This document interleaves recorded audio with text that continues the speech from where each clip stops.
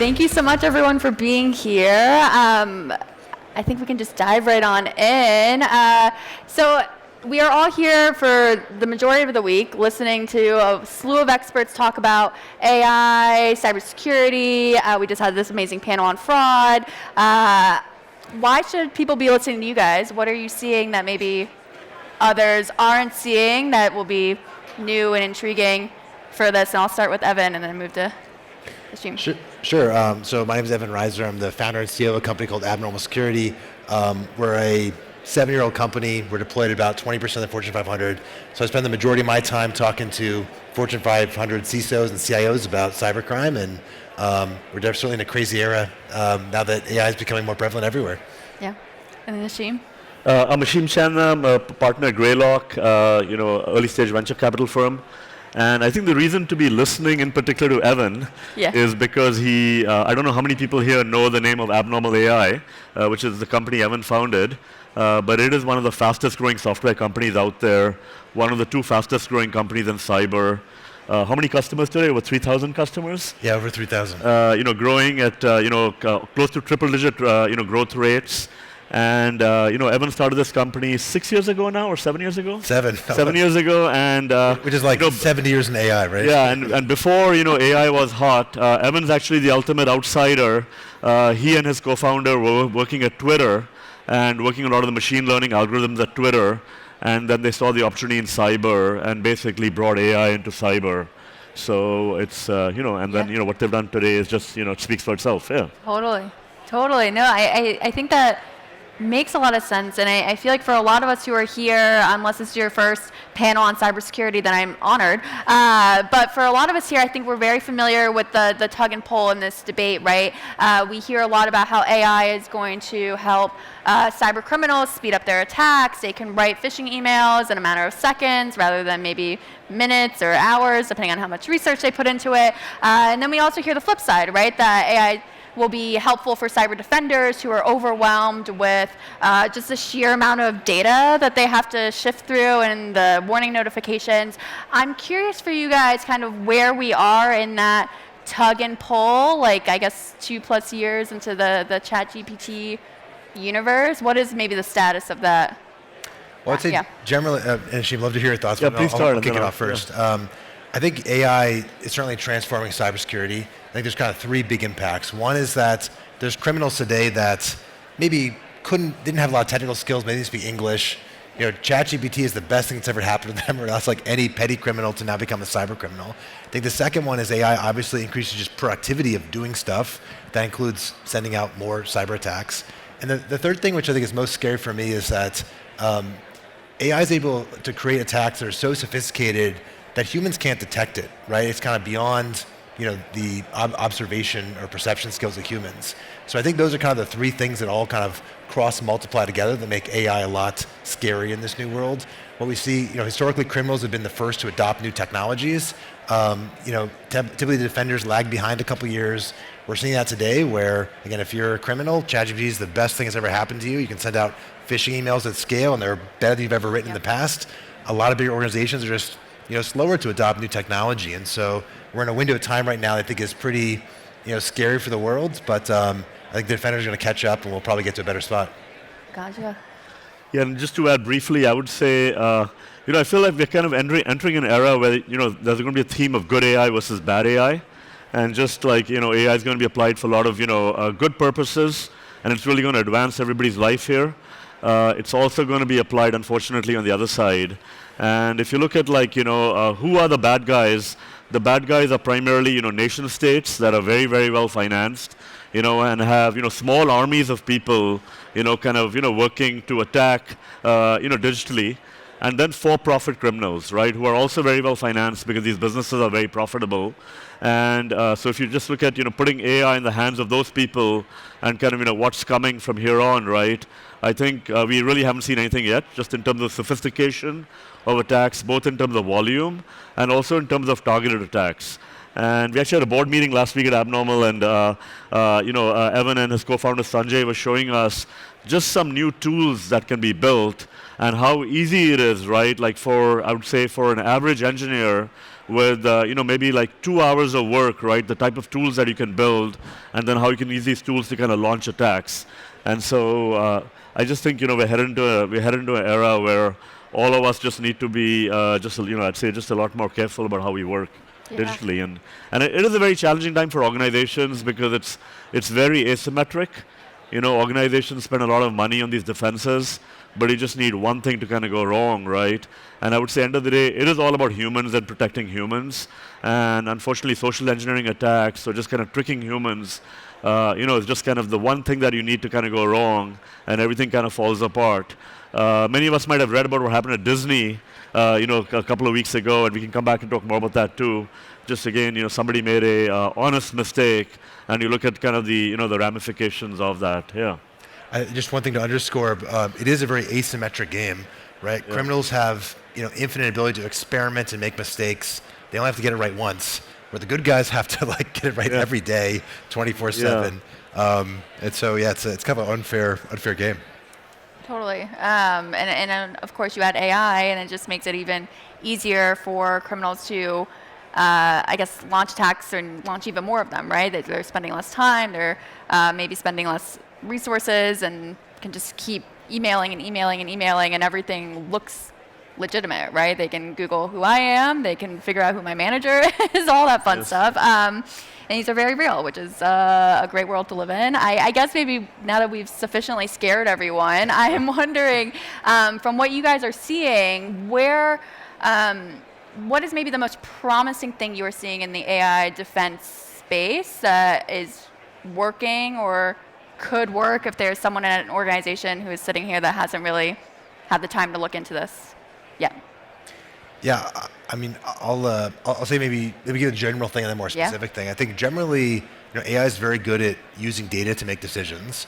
I think the reason I'm a little more optimistic long term, despite maybe the scary short term world, is I think defenders will have a long term data advantage. There's more data inside the organization that can be used to identify inappropriate behavior or malicious things than a criminal can see from the outside. So even though, as Asheem said, there'll be a huge rise of new software that allows criminals to do more stuff, I think in the end of the day, the good guys are going to win. I think specifically, and I know this sounds very self-promotional, and I acknowledge the cliche of a CEO coming on stage and saying their own thing, but I do think email security is an area that is a place where there's a lot of opportunities to win right now. We're at the Human X conference, right? Humans are very vulnerable and accessible, right? Everyone in this room can receive an email from a stranger on the internet that can now be personalized with AI. Using all the data inside an organization to understand the kind of normal behaviors, that's where we've seen a lot of impact for AI to defend against phishing, fraud, social and account takeover. So yeah, at the risk of sounding too self-promotional, that's where I'm seeing kind of one of the biggest wins right now. Yeah, totally. Yeah, and I'll maybe just add 2 points. First one, just echo what Evan said, and we'd be remiss if we didn't mention. I feel I'd be remiss if I didn't mention this. Is I think many folks here in the audience, your companies are already protected by abnormal. You may not know that, but if you're not, you should go back and ask your IT teams. That's kind of one, just because going back to what Evan said, end of the day, what your team's really trying to do is protect you guys, as employees in your companies. And we've got a technology here that's highly, has high efficacy. So that's kind of one piece. The second piece I would say is everyone here really should deploy two-factor authentication. It is not foolproof. There are many ways to break through it as well, and there's sophisticated attacks against two-factor auth. But if you aren't doing two-factor auth, it's kind of crazy, right? So just to kind of say that, yeah. Yeah, so, I mean, it sounds like very basic cybersecurity advice, but when people ask me all the time, my friends, they say, hey, what should I do for cybersecurity? You seem like you know about this. There's a lot of fancy AI stuff that's appropriate for a big organization. But for individuals, just the basic stuff, two-factor authentication, password manager. We have a rule at our company, no human-generated passwords. Like really basic stuff goes a long way. Yeah, and really what you're going to see in your systems, right, for your IT teams and your security teams that are protecting you guys in the workplace, you're going to see increasing deployment of AI into multiple layers, right? And Abnormal is an early example of that, but you're going to see other examples emerge. And what your teams should really be doing is leveraging these technologies to protect you guys. And I'd say more broadly where AI is a big opportunity in cybersecurity is it's really about protecting humans, right? Email is one example. There's lots of other places, whether it's identity or data loss or even insider threats. AI is very good at understanding the patterns of normal behavior Yeah. and looking for things that are a little bit, fishy or weird. And That's right. That's kind of what half the job is for cybersecurity, looking for things that are a little bit inappropriate or high risk. And so I think we'll see kind of AI go transform a broad range of categories inside cybersecurity. Yeah, and maybe just to add to that, Yeah. right, I would say like another theme that's coming, right, is see today if you see what's going on, right, is for those of you that work in mid-sized large companies, you've got security teams that are tasked to deploy technologies to protect you, and these teams today, so it's humans versus humans. It's kind of the battle going on.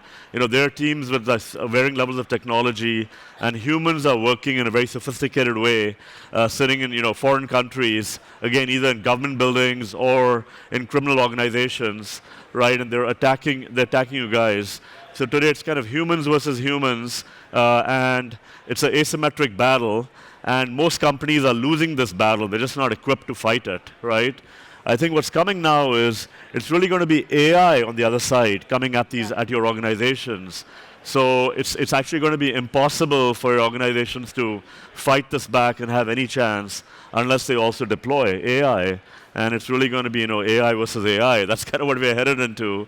And and there's going to be growing sophistication. And the good guys better keep deploying AI at the right level, because the bad guys will learn how to use it, because there's a lot of money involved in this. Money and/or geopolitical gain, right? And I think, Asheem, if you said that like 2 years ago, Yeah.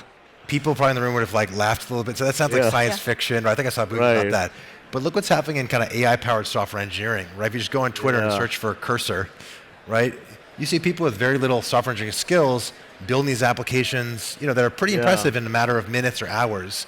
And so if you kind of just imagine that as like a proxy for what the bad guys are doing, right? Yeah. We're going to have more, with the same way we have agent, powered software engineering workflows, building products. We're going to have AI agents, the bad AI, That's building these right. attacks, right? That are going to be a Yeah. big problem. It'll need AI to stop it. And the other piece, just to add to that, right, is like I would say, we're a very interesting place geopolitically, right? And you could say we're in a different place today than we were even 3 months ago. And so just, if the world gets more complex geopolitically, digital warfare is something you're going to see implemented more. And it's kind of interesting, without being more specific, right? But I would say many of the US's allies actually have more understanding of what's going on in our digital networks than our adversaries. And they've historically been our allies, but if things get more complex, there's a lot of unknown ahead in just the way all this plays out. But digital warfare, will play an increasing role, versus kinetic or physical. And the scary thing in digital warfare, too, is it's not just the nation states that are the victims, Right. right? One of the strategies is to go disrupt businesses and financial systems and power supplies and water That's right, supply. yeah. So kind of it does affect our day-to-day lives more Yeah. than you might think. Yeah. So I guess with all of that context, And actually, I'm going to add something else, not to scare people at a different dimension, but just mention one thing some folks here might find interesting. If you look at our physical systems in the US and look at things like water supplies and local state governments, these systems actually they're quite antiquated, and they have very poor protection around them. And I would say, just generally speaking, they're more poorly protected than the average large enterprise in the US. And so there's a lot of data out there, and I've been in other companies where we've seen data firsthand, where in many of these water systems around the US, actually attackers are actually lurking in these systems. yeah. And with the right tooling, people can see attackers lurking in there. They don't do anything, but they're actually in these networks. So it's actually super scary. And this is, for people who are insiders in these things, they understand this very, very well, that in many of the physical systems in the US, Yep. these systems are antiquated, they have poor protection, they don't have the money or the sophistication of the people or the budgets to protect these systems. And so it's actually, it's super interesting, like just in terms of where this could actually play in an extreme scenario. Yeah. Totally. I guess maybe with that in mind, right, that I feel like so often when we're talking about cybersecurity and we're talking about AI and cyber, we're thinking of major corporations, big banks, those who are flushed with cash and have hopefully have up-to-date technology suites. But there are going to be a range of people who maybe are in the audience, who are going to be listening to this later, who maybe are organizations that are just trying to get their bosses to sign off on like investments in MFA versus 2FA, things like that. If you are someone who is like watching this. What is maybe the one thing that they should be looking at investing in the AI cyber defense world to fend off many of the threats that you guys just laid out here? Yeah, maybe not. So one is, I would say like, hey, fundamentally, I think you want to look at, good AI versus bad AI. And, abnormal is a central casting character in that. But, there are other pieces that will evolve. I mean, I think if you just look at security operations centers, which, large enterprises deploy, and there are many security analysts sitting in there, the technology layers there are going to get completely, they're going to evolve very, very fast. So, like, I would say that's one other area, and most enterprise teams understand this very well today and are looking at new things coming in those areas. Totally. Yeah, so maybe, yeah. Perfect. Can I give kind of a controversial take just to make it more fun? Love it. So I think there's like very obvious things we talked about, right? Right. The tools people use every day, Yeah. MFA, identity management, endpoints, Yeah. email security, really important. What I'd say is like too much of the cybersecurity industry is actually focused on infrastructure. And my kind of view, which I would say most will disagree with, is that I think infrastructure actually becomes more secure with AI. And I think protecting people is actually going to be, the most important thing in the future. So you think about people, right? They've always been vulnerable and accessible. If you took the last 10 cybercrime articles in the news, probably 8 of them was like some person did something they shouldn't be doing. Yeah. I think the AI tools that criminals will use are better suited towards improving their attacks against people. So I think anything where a person can be tricked, whether it's through email or text message or some prompt in Salesforce, that's going to be, I think, like the new surface area. And I think as an industry, cybersecurity is very far behind, right? Most companies are protecting IT infrastructure. There's very few organizations that are focused on protecting people. And we've all seen like phishing training, right? Yeah. No one, I'm sure this audience thinks that's super effective. I can tell you the 100 Fortune 500 customers I have, none of them think it's effective, right? It's more of a compliance thing. Yeah. Like that can't be our best defense as a civilization against, the AI-powered social engineering attacks. So I think that as an industry, we need to improve how we think about protecting people because they're all, businesses can't work unless people are talking to each other. We have to put some trust in digital communication. Fundamentally, I mean, it's people accessing applications, right? I mean, and that's basically, that's the layer. Yeah. More focused. And so I think like the next area is going to be phone calls, right? And my guess is when there's a huge, cybercrime attack in 12 months that kind of wakes everyone up, it's not going to be the firewall was misconfigured or like someone plugged in a USB drive. It's going to be an AI-generated deepfake, joined the Zoom meeting, and tricked someone to doing something they shouldn't be doing. And that interactive avatar was the cause of like some big problem. So I think that's going to be the future. Yeah. I'm going to sneak in one very quick question before we're bum rushed off the stage. In this fight, I'm wondering at what point, I think it's fair to say right now, criminals have the edge for all the reasons that you guys just laid out. I don't know if there's a marker that you can give, like 1 year, 2 years, something like that, as to when the investments that defenders are making will start to pay off in this fight against like AI and AI. Like at what point do the scales start to tip very quickly? Yeah, I would say I'm probably less optimistic in the near term that things are going to get better.